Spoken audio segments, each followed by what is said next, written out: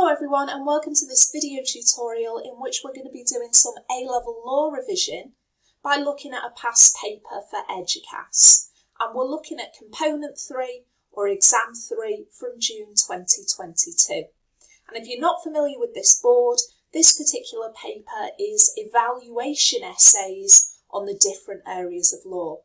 If you're with a different board such as AQA or OCR, stay with me because although your exam format will be different, the evaluative essay questions could be exactly the same, and certainly the suggested content is the same regardless of what board you're with. Okay, so I've switched my screen over now so that I can show you the past paper from June 2022. This is component 3 from Eduqas, and you would have 2 hours and 15 minutes to answer a total of 3 questions. And you need to pick 3 essays from 4 different sections on the paper.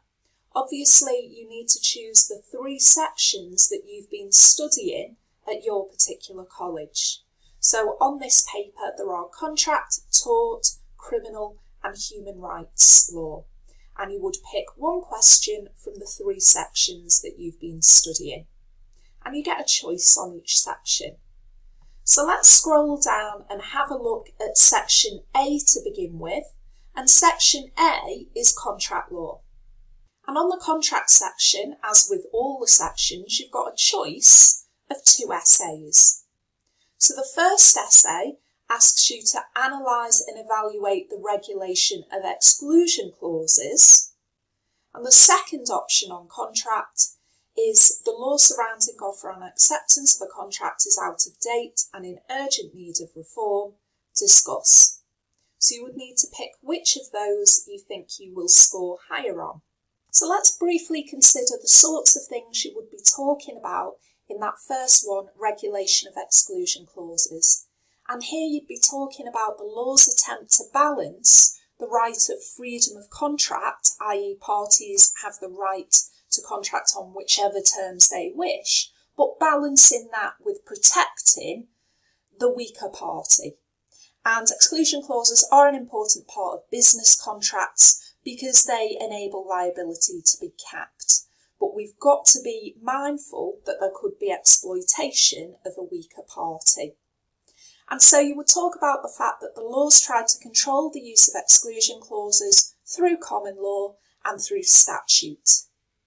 And you would start off by talking about common law regulation of exclusion clauses, talking about the rules on incorporation, such as Lestrange and Graucob, whether sufficient notice has been given, talking about cases like Ollie and Marlborough, Chapelton and Barry, the contra preferentum rule. And then you'd get on to talking about the fact that even if a clause has been incorporated, it could still be struck down as being unfair under a statute. And you talk about the Unfair Contract Terms Act 1977 and the Consumer Rights Act of 2015, and the fact that those acts are trying to balance the bargaining power of parties. So let's consider this second question. The second option on contract is asking you to evaluate the law on offer and acceptance. And here you would talk about the fact that offer and acceptance is a very complicated area of law because contracts are formed in a variety of different ways, making the finding of an offer and acceptance difficult. And you talk about the cases that have illustrated how difficult it is to establish whether an offer and acceptance has been made.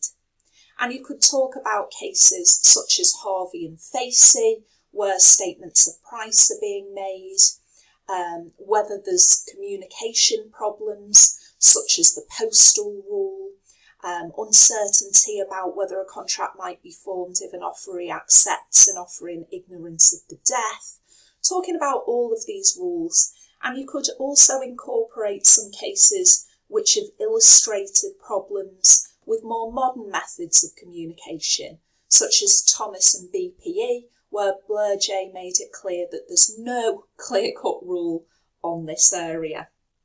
So let's have a look at our options in section B. So section B is law of tort, and the first option is to discuss whether or not vicarious liability is fair on employers. And the second option is to analyse and evaluate the development of the law of negligence. So for the first one on vicarious liability, you'd be talking about the fact that this is a form of strict liability which is harsh on employers who are liable despite not being at fault themselves. However, this rule is often justified by ensuring that those best placed to meet the costs of legal action take responsibility for the acts or omissions for those for whom they're responsible. And there's a phrase that we use often in law, the master has the deepest pockets. And you could talk about that vicarious liability might encourage accident prevention by giving an employer a financial interest, encouraging employees to take care. But you would also need to talk about the case law and difficulties that have arisen where it's not always clear whether, for example, an employee is in the course of his employment or whether he's on a frolic of his own, and the difficulties in distinguishing between contracts of employment and contracts for services as well. The second option, to analyse and evaluate the development of the law on negligence then, what you could talk about here is how this is quite a complicated area of law that's developed in a very ad hoc way through case law, and that fault needs to be proven, which is difficult and costly. And the need to prove fault also results in delays, particularly where there's lots of insurance companies involved. And the system itself is very intimidating to parties because of its adversarial nature.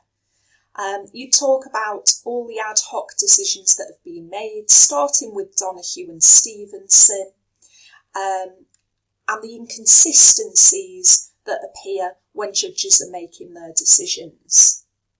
You could talk about the Caparo criteria being very vague, the fair, just and reasonable requirement, which effectively allows the courts to restrict liability on grounds of public policy, and cases such as Hill, Osman, Zed in the UK, and Robinson, very recent important decision, show confusion in the law about when police should be held to be liable in negligence.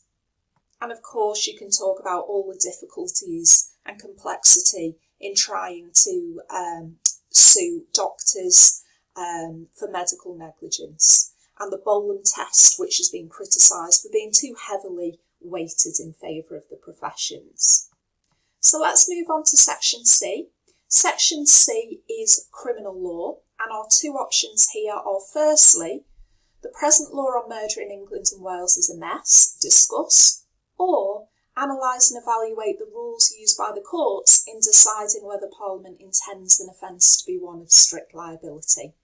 So let's start by thinking about murder. And a logical place to start with this is to talk about the fact that despite murder being the most heinous crime a person can commit, the crime isn't defined by statute, and you could discuss the Law Commission's reports where they've described the law governing homicide in England and Wales as, quote, a rickety structure set upon shaky foundations. And it's the Law Commission themselves that have described the law on murder as a mess. And the main problem really with murder is that the law doesn't ensure that different levels of criminality are accurately graded and labelled. And the outdated definition means that the law struggles to serve defendants, victims and societies well. You could talk about the fact that the area is naturally going to be quite controversial with split opinion. You could talk about AG's reference number 3 and society's split view with pro-life, pro-choice, and at what point abortions can be legal. And you could talk about the older Hay NHS Trust in Evans, where Tom Evans and Alfie's Army felt that withdrawal of life support was murder, although obviously that wasn't what the law said. Pretty in UK, talking about whether euthanasia should be legal or not. And all the problems associated with mens rea and the complexity of oblique intent. Strict liability then. The strict liability would start by talking about the fact that these offences conflict with the usual principle of criminal law, which is concern with fault, and that strict liability seems harsh on the defendant, who can be guilty despite not intending or even realising what they're doing, but that these offences are required to protect the health and safety of the public. And you would need to go through your case laws such as Sweet and Parsley, Blake, Carrow, Hallow, Storkway, to help explain the different rules that are used by the courts in deciding whether Parliament intends an offence to be one of strict liability or not, and the lack of clarity really that there is in this area. And that the Law Commission themselves have suggested that Parliament should specifically state if it's creating an offence of strict liability, which would help to resolve a lot of these issues that have come up in the case law. So let's move on to our final section, section D, which is human rights law. And your options here are either analyse and evaluate whether the powers of the police adequately protect the rights of suspects, or analyse and evaluate the arguments for and against a Bill of Rights in the UK. So let's consider police powers first of all. And you would start by talking about the fact that PACE and other legislation allows police to exercise powers over individuals, but also provides for safeguards and remedies if the powers are exercised inappropriately. And that the law does provide an action against police, such as civil actions for compensation, disciplinary actions, or apologies. And you'd need to talk about the Royal Commission on Criminal Procedure, or the Phillips Commission, 1981, which acknowledged that there needs to be a balance between the need to detect and protect crime and the rights and liberties of individuals. And you would go through the different codes from PACE and talk about the requirements that the police need to follow, and talk about whether the balance is weighted in favour of state intervention or not.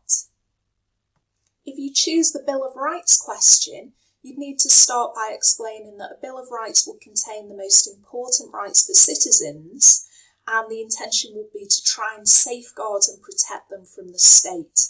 And that most Western democracies have a Bill of Rights. It's not a new idea, but it has received more attention over the last few years.